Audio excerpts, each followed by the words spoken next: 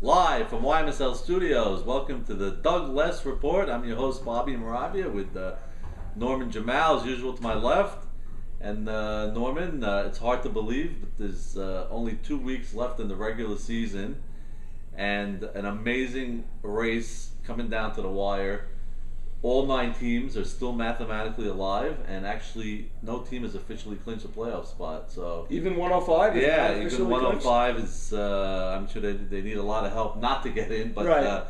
it's an amazing race. It's something I haven't seen in 20 years, and this week another crazy action on the field. Unbelievable, and everybody is talking about what's going to be happening in the next 2 weeks because you put 105 aside. Let's assume they get in. They're 10-4 already.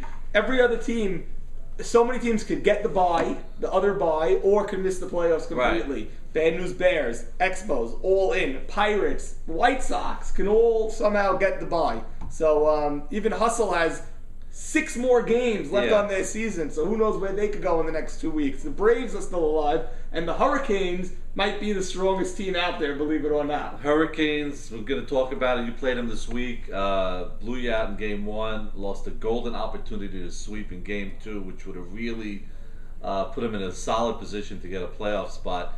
But still, that team, they have 3 games left. They got a makeup game. They're going to play 3 games on the final regular season Sunday, so that could somehow they could get in. The team, I guess, who has the least shot is the Braves. They have to win out and hope for some help.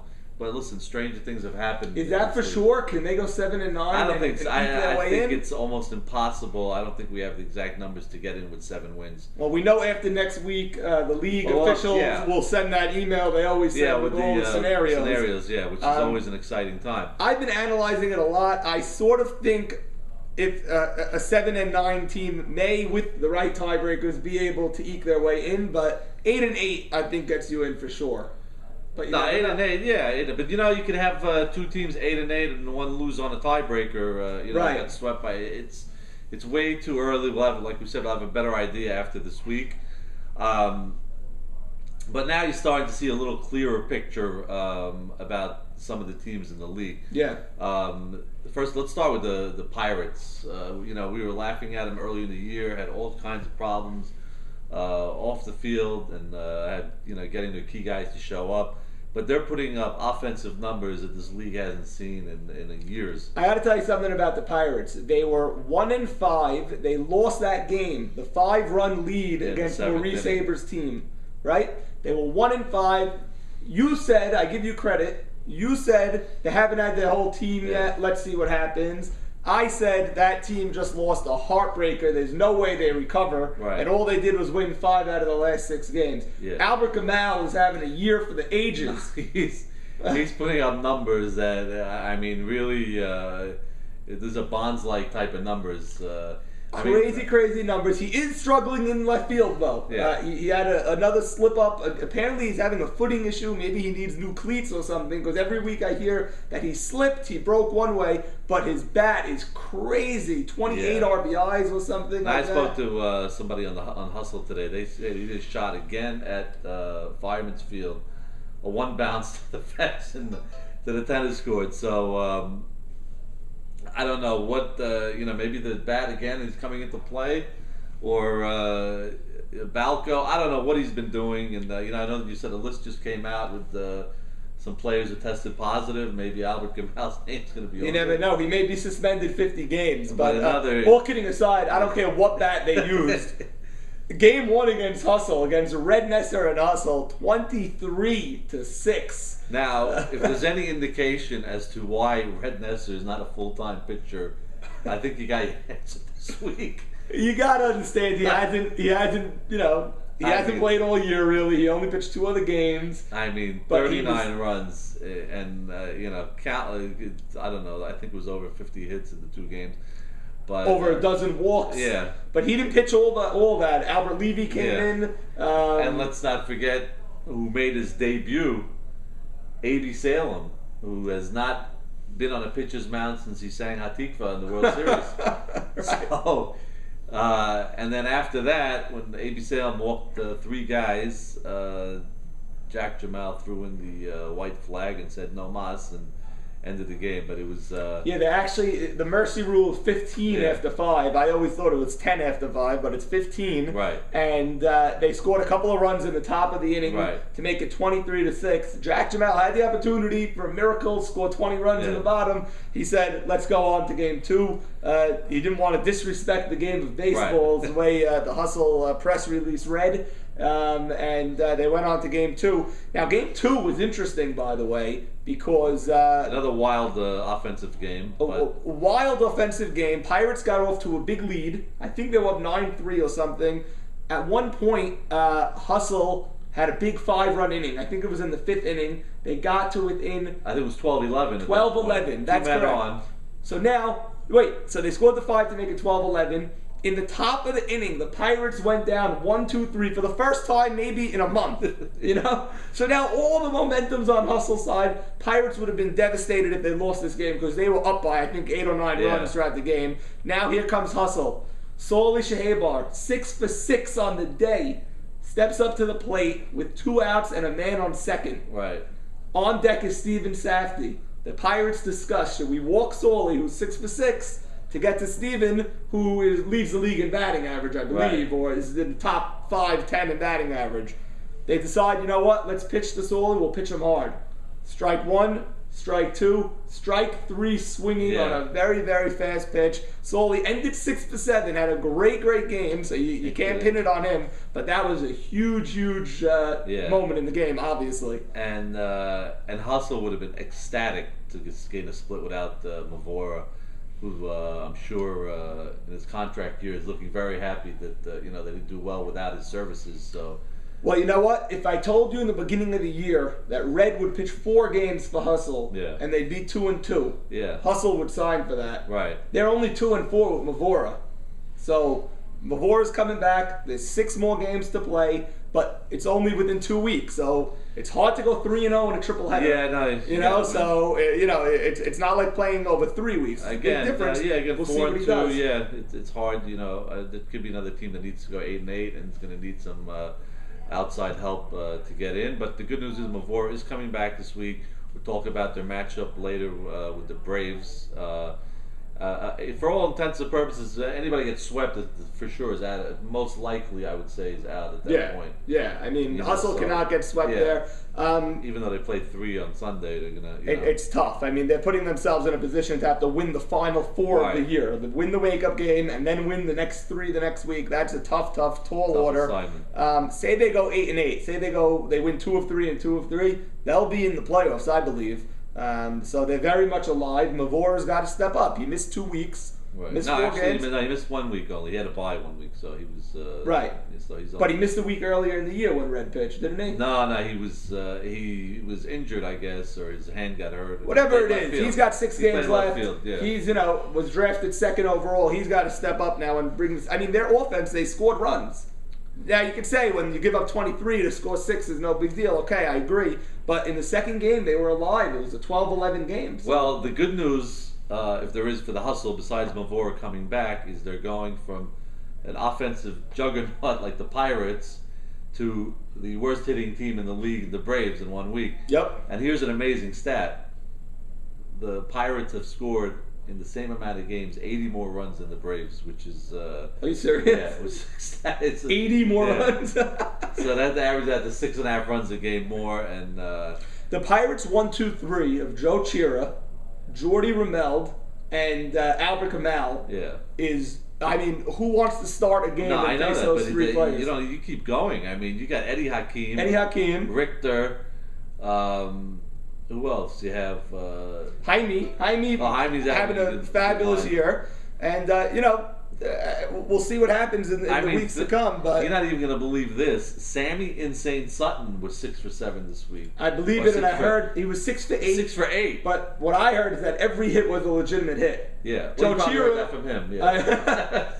Joe Chira went 7 for 7. Yeah. I believe he won Player of the Week and 8 RBIs and everything. I heard maybe he got a little bit of a gift in 2 or 3 of those hits. Really? But either way, they're hitting the cover off the ball. Yeah. And the Pirates are a team that you do not want to be facing right now. They have won 5 of 6.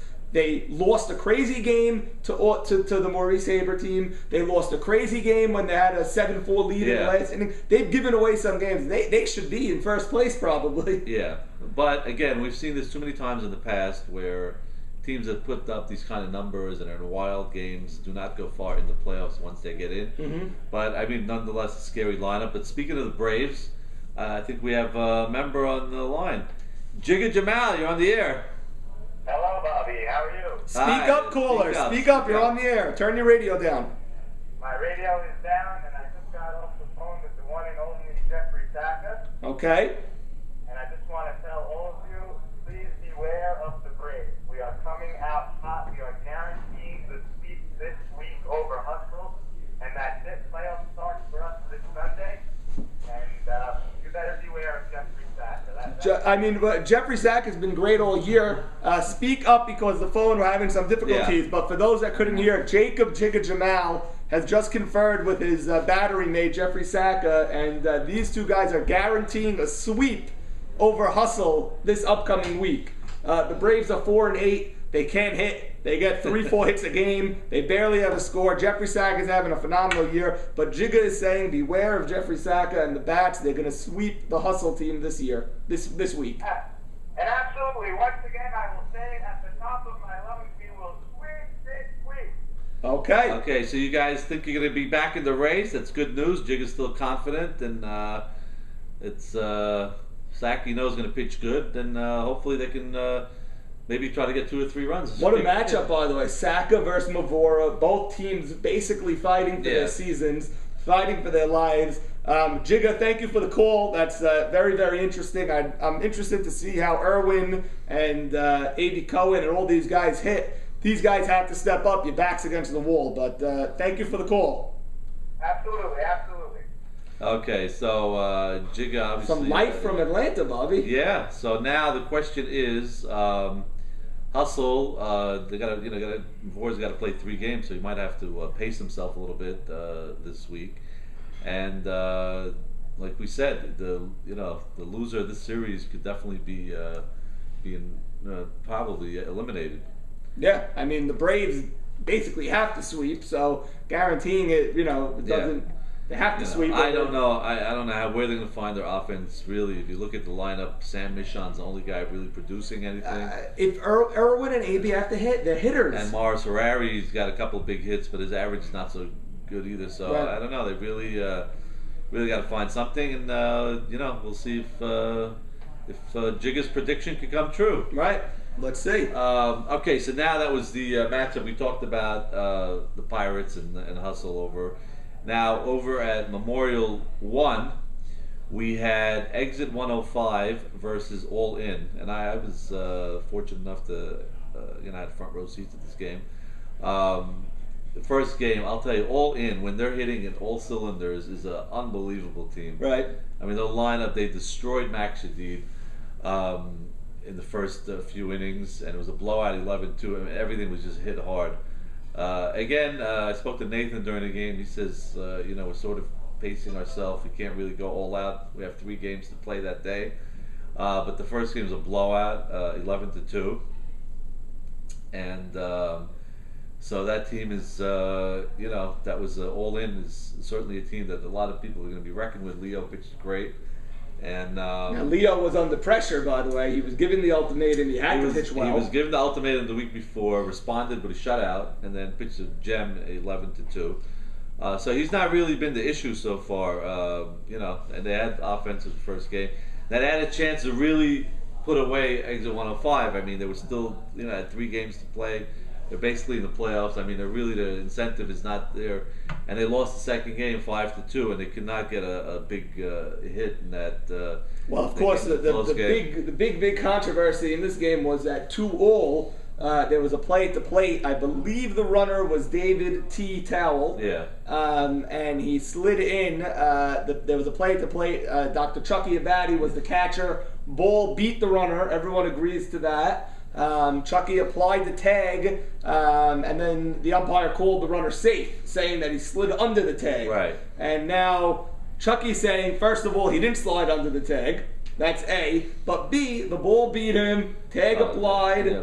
But from all the people I spoke to, no question about it. The throw beat the runner, but he slid under the tag. So apparently he made the right call. There was a lot of controversial calls throughout. Well, what else is new? I mean, this seems. I'm surprised because you had a lot of calm guys like Maurice Haber and guys like that, and Jack Gabatti. So it was strange, but it was really out of control. He stopped the game and he went on a rampage and he didn't want to be treated like a piece of trash anymore. Oh, he gave one of his speeches again? All right. So that was at 2-2, and then, it made it 3-2. Another run scored, 4-2, 5-2, and there's the game. Yeah, Max Shadid came back, pitched a great second game, and that was, it was a big loss for all in. We have a call coming in Albert from Canarsie. Albert from Canarsie, you're on the air. On the air? Yeah, Albert, speak up, please. Okay. All right, caller, if you're not going to speak. Caller, is this Albert from Hustle? It's Albert from Hustle. I just want to tell you guys that you cannot count us out. We're going to regroup. We're going to make some changes in the field and hitting in the lineup and all that. Well, I heard Avi Dweck is going to take your position in right field. Is this true? Whatever the team needs, that's what we're going to do. Albert, what do you think of the Braves guaranteeing a sweep over you this week? Talk is cheap. The action is played on the field, my friend. Yeah. I'm very confident you're going to hold this team to under 4 touchdowns this week. I really have faith. I think with Mavora back, it's a different team. Oh, 100%. He makes a difference. Magnified in the batting lineup, magnified in the defense. We're going to make it happen. All kidding aside, Albert, we don't want to diminish your personal stats, but you're having an outstanding year this year. At the ripe old age of 72, you're batting 583. 583. I'm like smelly cheese and fine wine. I just get better with age. Yeah, Albert, what are you? Is it your off-season workout program with Body by Mike? What's keeping you around? That's Virginia and my wife. Well, thank you, caller, for the call. Albert, good luck the rest of the way. We certainly hope Hustle could rebound this week with the pitcher coming back. Thank you, guys. Have a great show. Thank you. Very excited, Albert, leading over there and responding to Jigga's guarantee. And I'm interested in that game, Hustle versus the Braves. That's a very, very exciting matchup coming up. Yeah, no, it definitely will be. So we'll see if it's going to be one of those tight, low-scoring affairs or the high-scoring games like they've been playing. Now let's say so that was the extent of Memorial One. So 105 was happy with a split and waiting for that third game. Now you guys came in at Memorial 2, the red hot Hurricane team. David Gindi and MVP candidate John Eliezer was just unbelievable, really outstanding talent in this league. And you guys had your work cut out. Anyone that's going to overlook the Hurricanes is going to, we did not overlook them. We made sure not to overlook them because we saw their roster. I don't know how they started so poorly at 1-7. I've heard why, but, Well, has the outfield play got any better? I mean, were they... You know what? they didn't really get tested. They didn't really get tested on any crazy plays. Their outfield is shaky. On routine plays, they were in, out. Yeah. It was they're definitely shaky in the outfield. Their infield is, bar none, the best in the league. John Eliezer at short made some unbelievable plays. Yeah, he turned some double plays that were ridiculous. He actually made a couple of errors, but like errors that he should never ever be making, probably from laziness, not getting behind the ball. But he made some web gems yesterday, backhand plays, double plays, all over the place. DT at third. I mean, that left side is phenomenal. And short center is V. The whole infield was really, really strong. David Gindi pitched tremendous. I can't overstate it. Both games, right? Both games. He gave up 2 runs in each game. Game 1, they blew us out. They actually, just hit the ball where we weren't. Nathan Zolta went the other way. I've never seen him do that. He went the other way maybe twice, but one time huge was in a bases loaded. I think he's been getting some batting tips from his girlfriend now. It could be. She's a hitting coach with What did Shire Torah? I think so. She knows the game. She Yeah, I mean, if he goes the other way, seriously, he's gonna be. Then you can't play him on the left field line. Then he could go down the left field line and hit that bomb, and it won't be caught because the guy's standing in foul territory. Now, was Gindi bringing it in with some heat, or he was sort of... no, he was throwing hard. Oh, he was. He was mixing up his speeds. His ball seems to rise a little bit. So maybe he's finally getting to the regular season shape. Yeah. I mean, the week they gave up 33 runs. A couple of people told me, I promise you, Gindi pitched well, and he gave up 33 runs. I don't know how that's possible, but this is what they said. Yeah. Now, there was a big play, 5-2 we were down. They were up with the bases loaded. They hit a ball down the left field line. Right on the line, fair or foul. Sonny made a diving attempt for it, Sonny Shalom. It went off his glove. To me, from the catcher, from the home plate, it looked clear to me that the ball was foul. Umpire said no, he was fair, he pushed it foul. 3 runs scored there to make it 8-2, and then the game was out of reach. So, but they hit the ball, they pitched great, they were going to beat us in that game anyway probably, so that was that. Game 2, they were up 1-0 the entire game. They actually scored on a misplay by us in the outfield, so they were up 1-0 until the 6th inning. We get on, 2 outs, nobody on, 2 regular base hits, and for the second time this year, we won a game by hitting a hard ball against the pitcher. Moni Abadi was up, hit a bullet off the pitcher's foot. Off Gindi's foot. Off Gindi's foot. No way to field it though, really a bullet. And the ball ricocheted into no man's land between the shortstop and the third baseman and the left fielder. That's how far it went. Wow.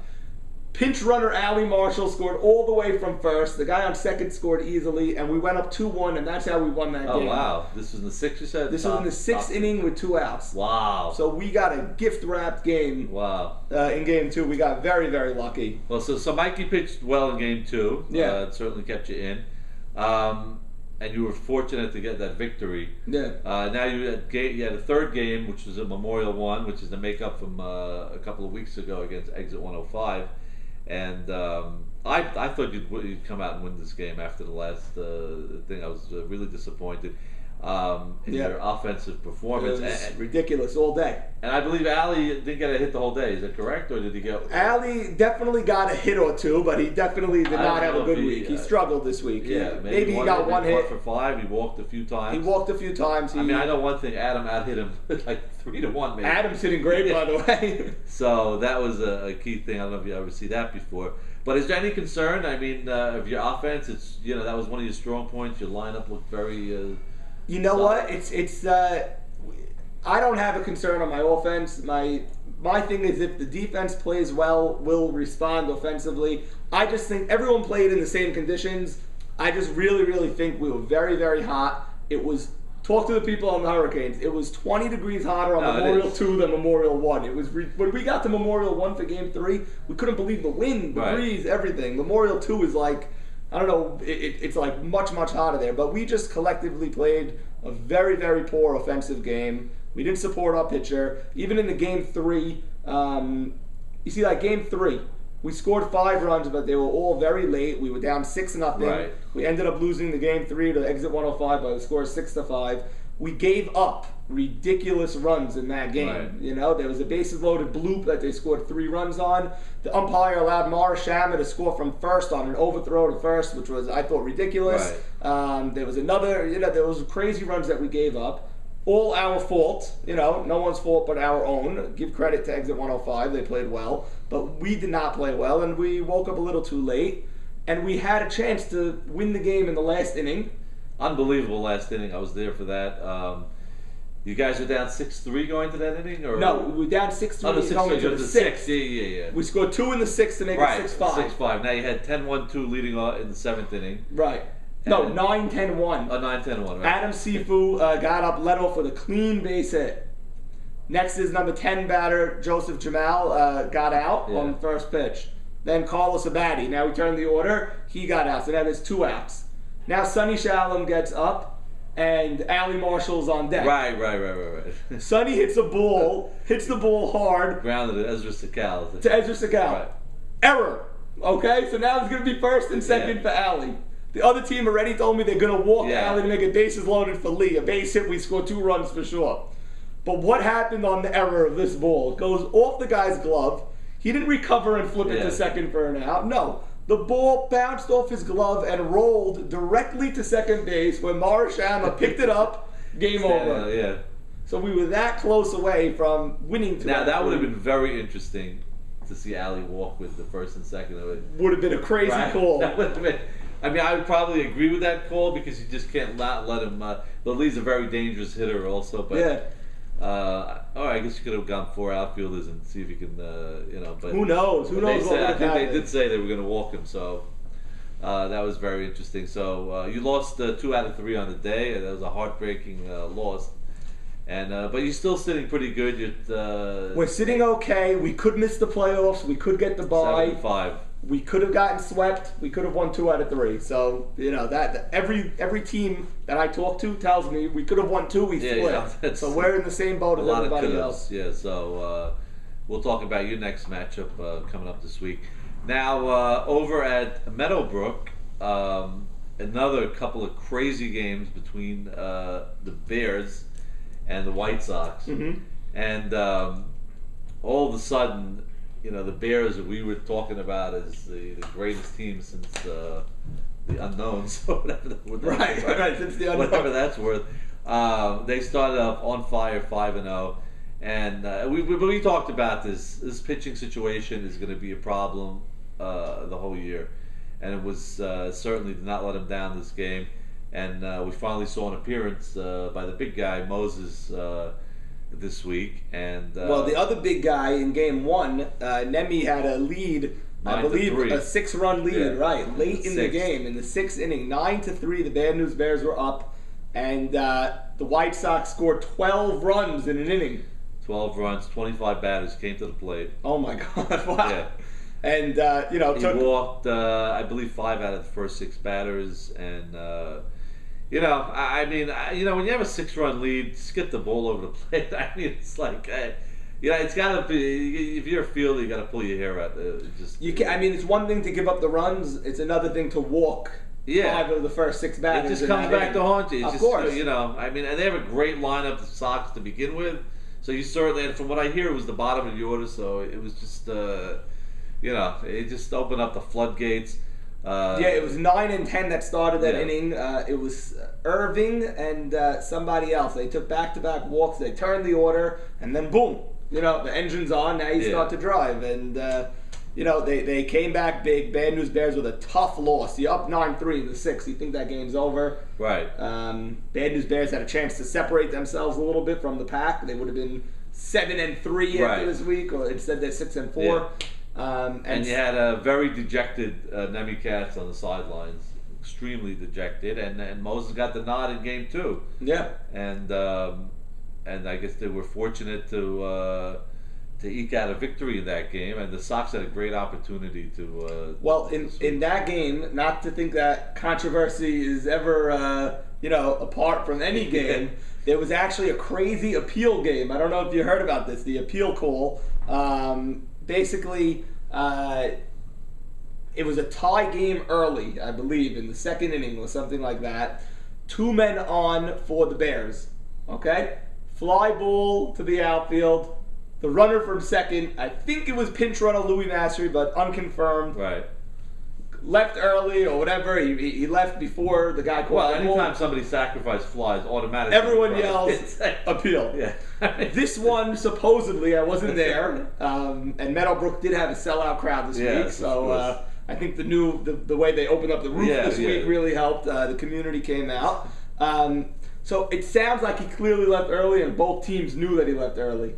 But apparently, when the ball came in, the White Sox appealed first base runner instead of second base runner. When they got around to appealing the second base runner, the umpire said, he left early, but you're only allowed to appeal once. And you blew it. You made the wrong call. But then the White Sox said, slow down, because we didn't go on the mound yet. This is not an appeal. This is a straight double play. We throwing the ball to second. The guy left early. He never came back to touch the bag. Right. He should be called out. Umpires met again. Apparently the game stopped for over 20 minutes, and they said, No, you don't get the out, even though we all know that he left early. And apparently the Bears went on to score a few runs that inning and never looked back. Right. So basically, the umps had no idea what the hell to do and made up a call. Basically. That's what it sounds like. Because it sounds... And you know what's amazing? It's just unbelievable. Just when you think you've seen every freaking play, it's crazy. League, something comes up. Like, how the hell can you appeal the wrong pace? How could the ball hit the dog last year that was on a play 1 second after someone says, what happens if the ball hits the dog? Red comes off the man and goes, there's a dog in the outfit. They're like, Red, just don't worry about it. No, what if the dog is... Boom! A big husky running at Leo Pachoda stopped short when he saw a 200-pound dog. The North Shore Animal League and PETA are still talking to the league. And Mike Rosamato, who worked your game, had the best call of all. He goes, Bobby, I don't know what the hell to do. You make the call. I don't know. Give me that responsibility, you know. That's all you need when you're there in the commissioner's box. Make a dog call that. By the way, something to note about the Hurricanes. Richie Braha came late to the game. For the 4th week in a row. 9:15 he showed up. Sammy Towell, captain of the team, benched him for both games in the field and batting. Maybe he got one at bat late. Yeah, he got an at bat, but it's in the 11-2 game. Maybe it's been his 4th week in a row where he's late. So Richie Braha has not gotten benched for 2 straight games since 1983 World Series. Wow. Yeah, when he was on Dynasty and Eli Gindy benched him in that World Series against. I'm blanking out of the name. The 1983 World Series champs. Do you remember? Front runners? I don't know. Front runners, yes. Was it? It was front runners. Eddie Beta and the front runners. Right, so, Nathan Towell. Yes, RB having a rough year. RB having a rough year. 2 for 23, 120 batting average. But why is he showing up late? He never did that before, did he? I don't know, but he said now he's going to look for an apartment in Stony Hill, right next to it. So you can wake up and get her on time, but clearly his career is winding down. But it's a shame he's showing up so late because I played with him years ago and he was there early and taking batting practice. I don't know. He should be there early and get. Well, also, he's not having a good year. Just I guess the incentive is not there, but nonetheless, a big loss for the White Sox. They really could have put some a good hurting on the Bears because now but still I don't know what to think of this Bears team really, and some guys on the team I guess want Moses to be the full-time pitcher now the rest of the year. You got to know every person on the team has an opinion at this point, and definitely half the people second guessing what Morris Casson is doing, sticking with Nemi, and half the team is saying, no, that's the right move. Right. And now they're also another team that's got to play 3 games for consecutive weeks. So, right. So they're in a situation. I mean, they are 6-4, so if they find a way to go, 3-3 the next 2 weeks, I'm sure they'll be in.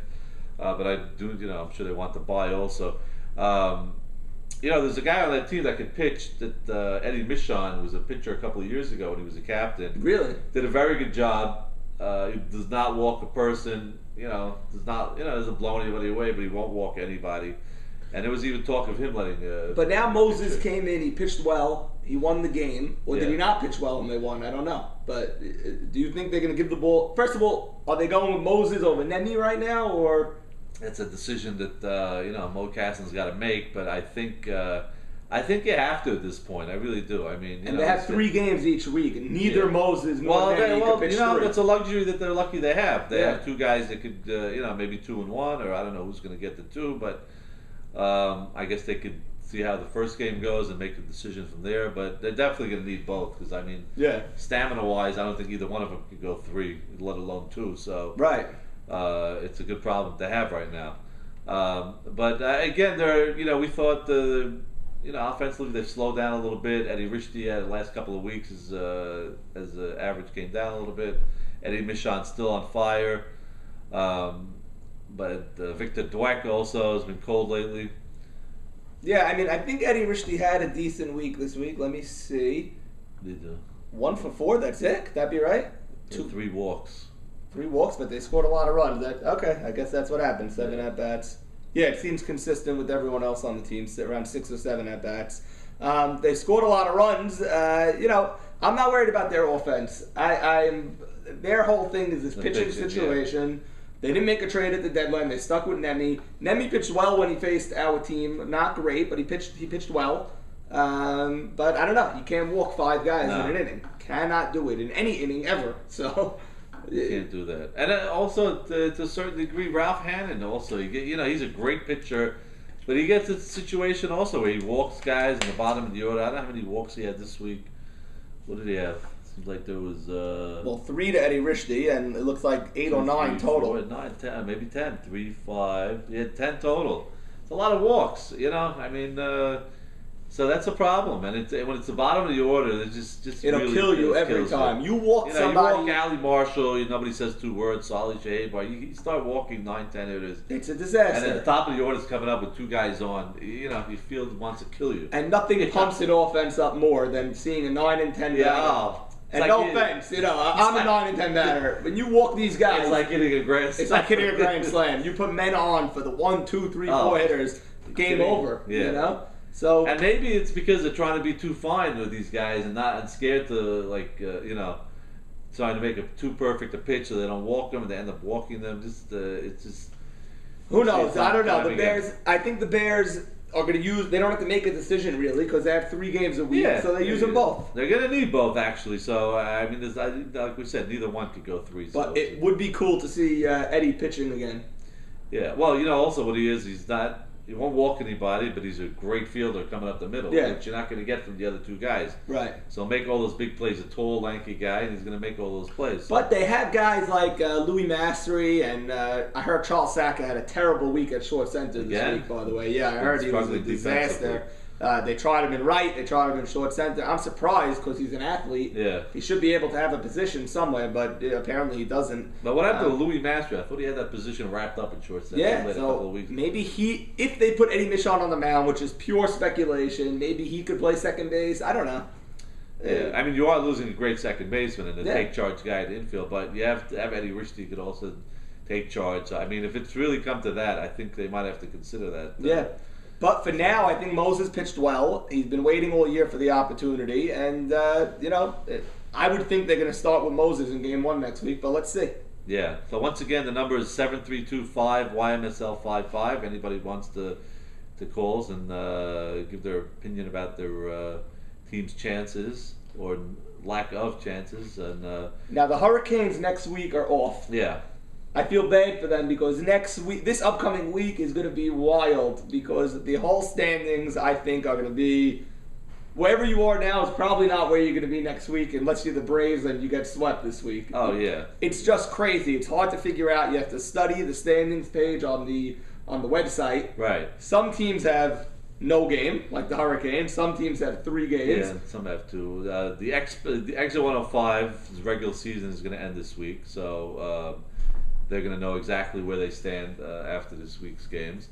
So it's going to be interesting. Now we're going to look at the upcoming matchups this week and see what's going on.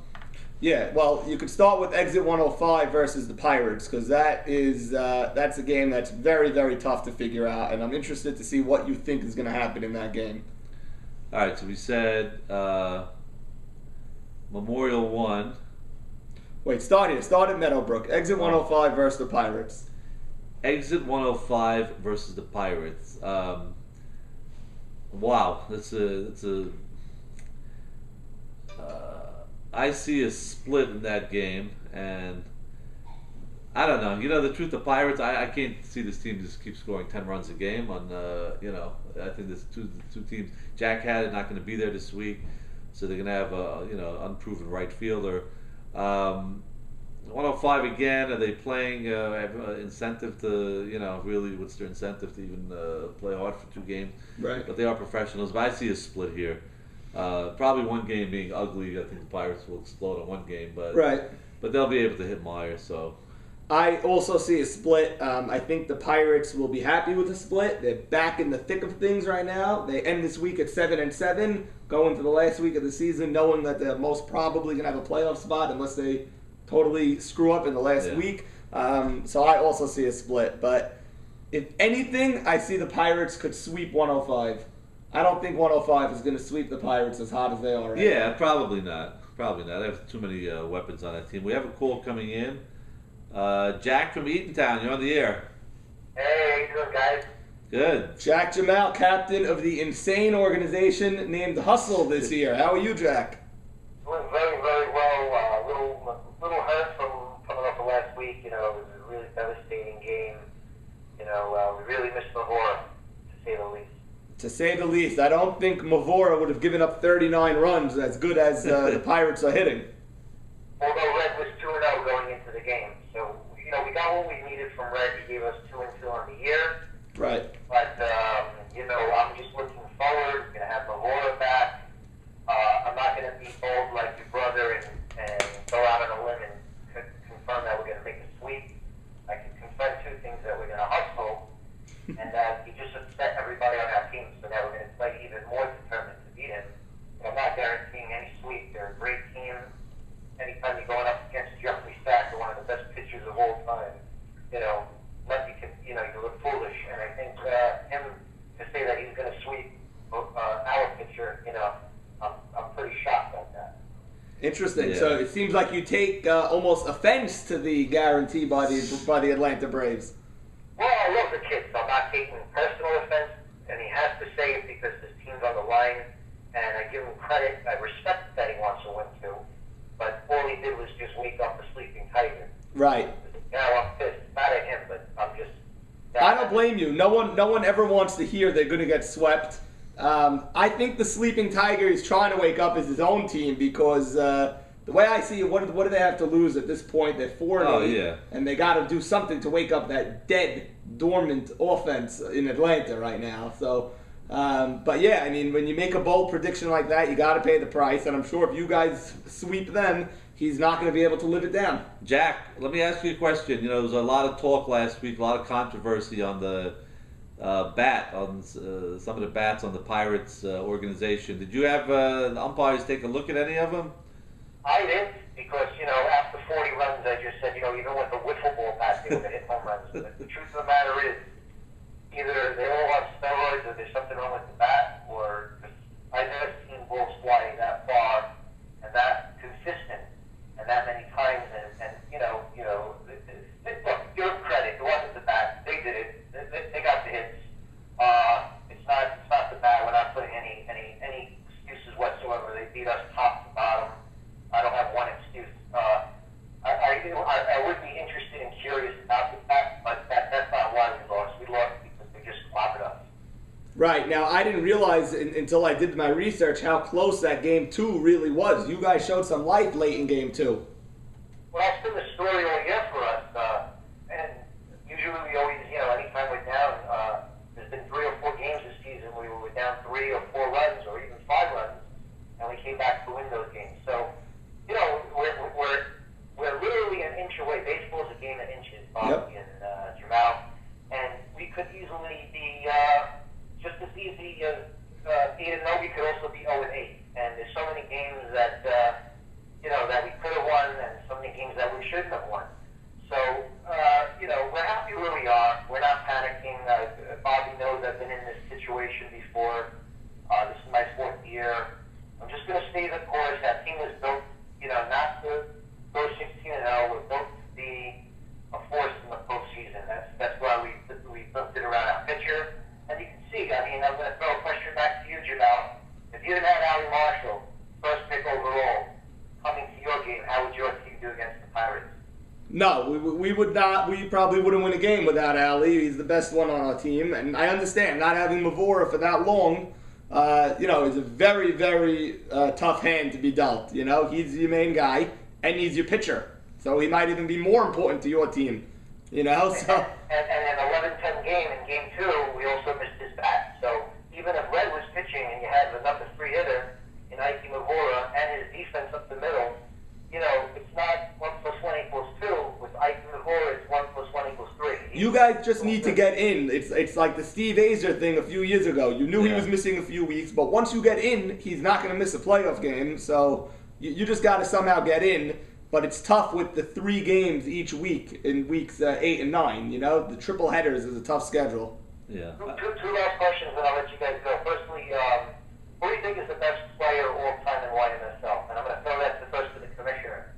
You we talk about this a lot, Jack. It's a tough thing to just pick one player in this historic 40-year league.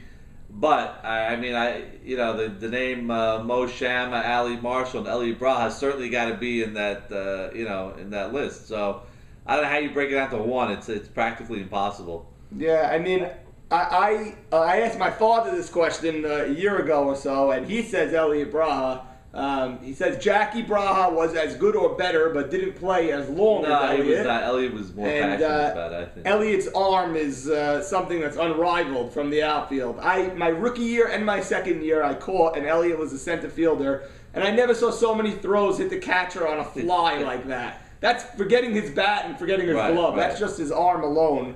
But any of those guys you mentioned, to be in that company is, those are the top guys in the league. But we could do a whole show on who's the best in the league. It's impossible to pick one. I'm going to agree with you guys on that. I just want to throw three more names in that top three that you gave, including Morris Shama, Ali Marshall, and Braha. And I would say the other Braha, Jackie Braha, if I'm not mistaken. I want to put Hank in there, and you got to not forget the best pitcher of all time, ITD. Correct me if I'm wrong. I mean, that's pretty much that. And then my father always mentions Jackie had it. So yeah, but I don't think it's fair. Right time, so. You can't leave out. You can't put in Jackie Brown and leave out Nathan Towell. All these guys in their prime. Right. I mean, we're seeing them at 50. It's So funny that you mentioned Nathan Towell, because Nathan Towell would be the only player, him and Sammy, that would be on the all-time 80s list and the all-time 2000 list. Because I was putting together, the position by position, and they would be starting in both decades as the top players of that generation. So that's interesting. The two Towell brothers, and the easiest pick of them all, best first baseman, 20 Gold Gloves. right. Danny Towell. I mean, that's the best first in the league history. When you have Jigga and NRJ on the list, give us a call. Well, thank you. Ben and Zach Indy for catcher, because Zach redefined the catcher role. And also forget about Chucky Abadi too. That's right. By the way, Sandy Towell is not retiring. He hit a double this week, or a triple, or home run. And as he was rounding the bases, he said, "I'm not retiring." In case those watching the Sandy watch. Okay. Thanks for the call, Jack. Thanks for the call. Sonny, you're on the air. Yeah, what's up, Norm? It's Sonny. What's going on? Sonny G, what's happening, man? Hey, Bob, how you doing? Sonny G is on the trophy. This is Sonny Shallow. This is Sonny Sam Gindy. He's on the trophy as a world champion in what year, son? Jeez, who the hell remembers? I can't even remember that for breakfast. I don't even know what year. I remember that year. You're 90, maybe late 90s, 98, 99. You're on the team. Okay, we were on the same team. It's possible we Nah, we never won. We had some great teams. He played on the team with Jackie Braha, Jason Cohen, Mo Shama, Jack Jamal was on the team. It was a great team. The only Sonny was a hitter, and Chubby Kassab was the pitcher. That was the only problem. It's Chubby. Sonny in his later years went on to coach the Cubs in the DSN League. The Cubs won the World Series last year in the DSN. With his co-coach was Expos manager Sandy Shalom also. Oh, really? So, yeah. A lot of YMSL connections there. Sonny, any talk of coming back to the YMSL after a 15-year hiatus? I know, the truth is, you never know. I've seen crazier stuff. I mean, yeah, you are eligible for the Hall of Fame. Unfortunately, you did not get any votes. So you can still come back. No, let's talk about the Mets losing the Yankees, but it's without people. Yeah. I'm into that, the Yankee magic is over. Just so you see how anything can happen, Sonny, you're right. The Mets are going nowhere. We all know that. Yeah. But if the Yankees miss the playoffs by 1, 2, 3, or 4 games, they're going to look back to that crappy team they played in Queens and lost 4 in a row.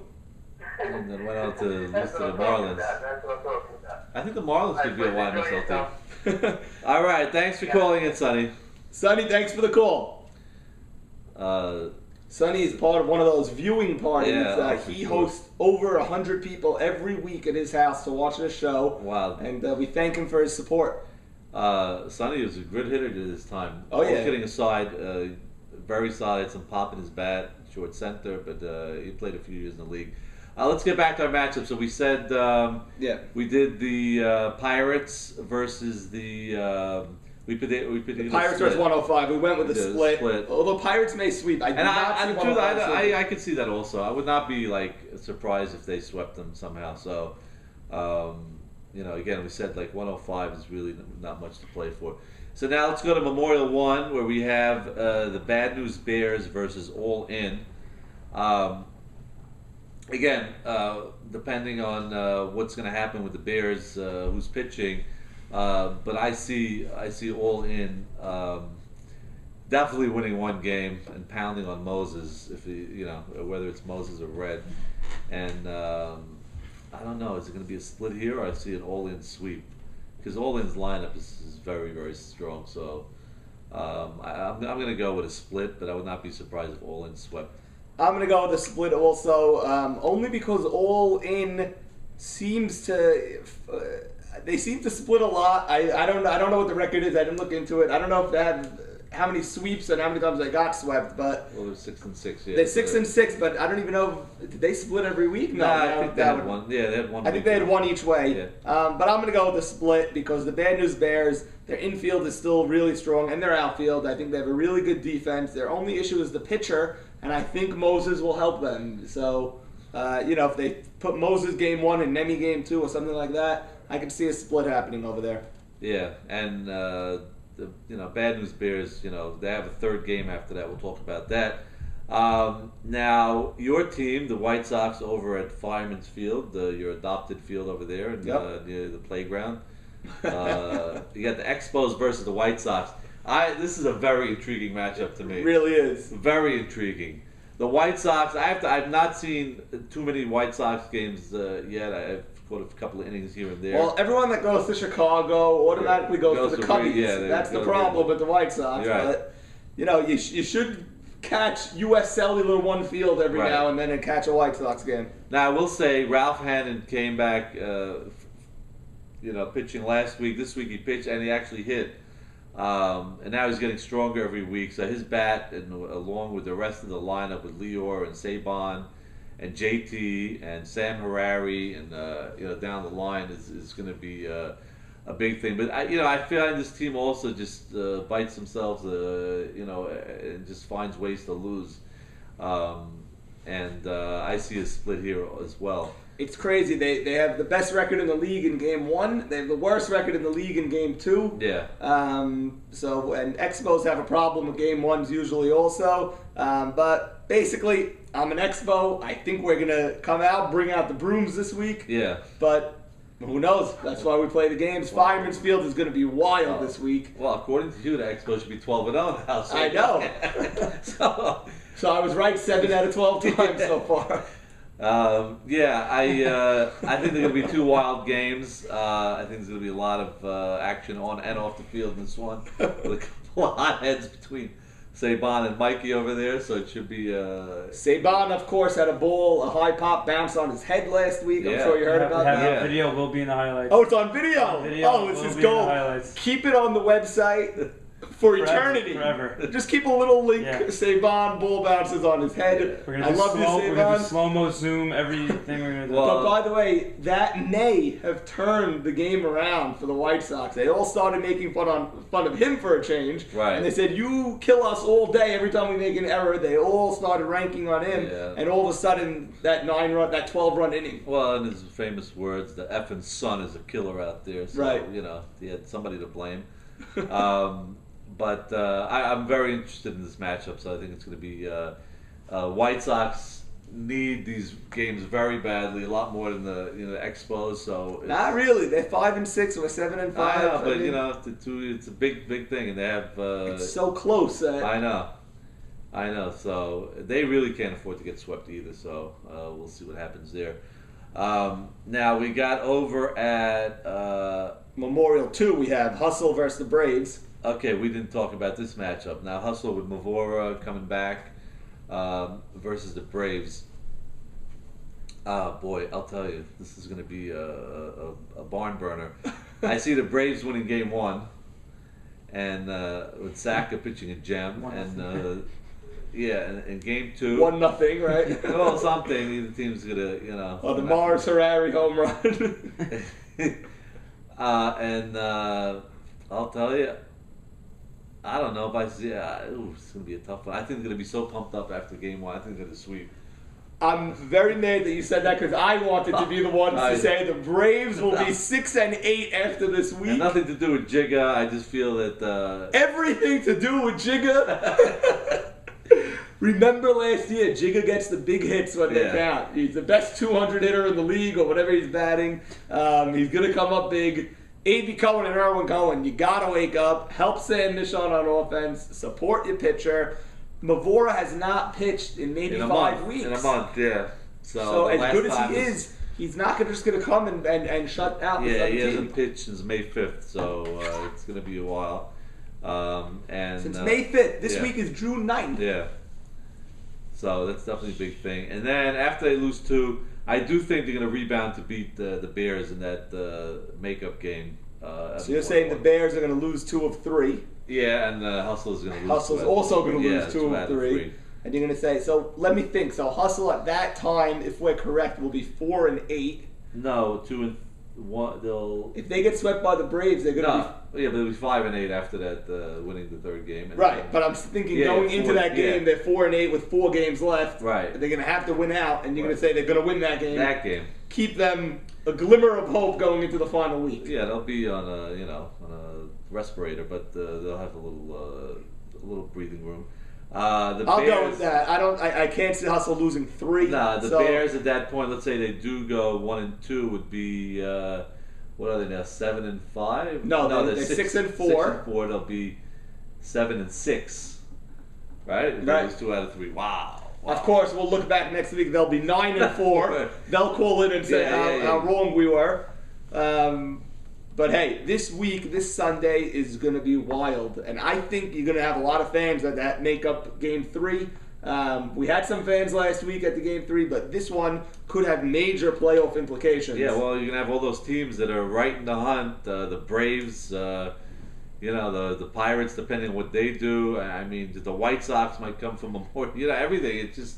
It's really, and then let's not forget the final week of the year. We got makeups all over the place. So the final week, June 16th, which is Father's Day, and my birthday, by the way. Really? Yes. You have 2 Game 3s that day, so that means you're gonna have a total of 4 games, 8 games, 10 games that day. Right. And who knows? You're gonna end like a team like me who's only playing 2. I'm probably gonna end that week and not know if I'm in the playoffs, out of the playoffs, who I'm playing, if I get the bye, don't get the bye. Now there's nothing worse than having to rely on another team to get you in. So I mean, if you have to watch a 3rd game to determine your team's chance, is definitely not good. But, nothing worse, but some group of 12 men will be in that position come Sunday, June 16th. And we've never had it, but it wouldn't be amazing to have like a 4-way tie for the final playoff spot. Something. So we have that day reserved. So we'll have a controversial decision on who plays who, and with the usual make up the rules as we go along. Right. So, we'll get some umpires' opinions. Find a way to screw Maurice Haber out of the playoffs. But there's always ways. But no, it should be an exciting last 2 weeks, and we're looking forward to it. And Norman, again, the Expos, sitting in pretty good shape. But who knows what could happen in the last 4 games? And so. It's crazy. 7-5. We think we should be 12-0, or at least we think we should be like we know we let like 2-3 games totally get away from us that we should not have lost. At the same time, we won some games that we probably shouldn't have won. Let's not forget the gift wrap Jason game. The Jason game. That game was tied. It was tied. That game was going into extra innings probably. But by the way, if the Braves won that game, who knows what would be right now? It'd be 5-7. It'd be right in the. Besides for Exit 105. Who I don't think is that great of a team. It's amazing. I don't even think they think they're that great a team. They're 10-4, and they're like, right in the mix. Between 1 and 9, I don't see a difference really. It's crazy because I'm telling you, I played the Hurricanes this week. They were really, really good. Yeah.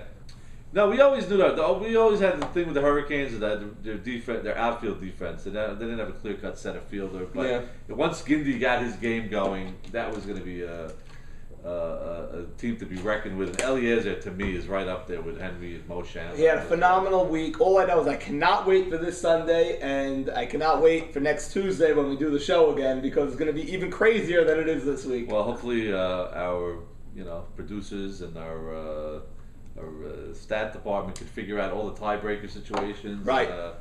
And the head-to-head matchups to see who gets in. So it's going to be made exciting. Norman, good show. Another great show, and we look forward to seeing everybody out on the field Sunday and back on the air next week. Thank you.